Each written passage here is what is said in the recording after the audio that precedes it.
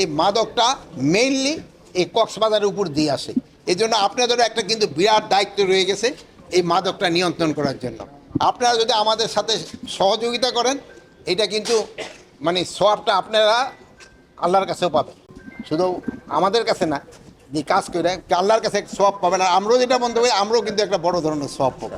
এটা কিন্তু একটা আপনাদের আমাদের সবার দেশবাসী একটা পবিত্র দায়িত্ব, কিভাবে মাদকটা নিয়ন্ত্রণ করা যায়, এই সমাজ থেকে মাদকটারে উচ্ছেদ করা যায়।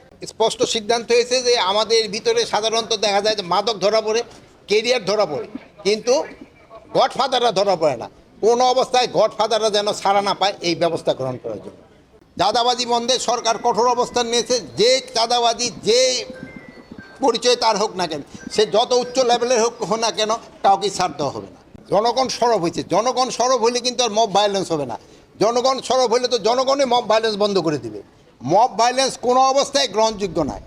যদি কেউ কোনো কিছু করতে যায়, তারা আইনের জন্য তারা আইন প্রয়োগকারী সংস্থার কাছে হ্যান্ড ওভার করবে।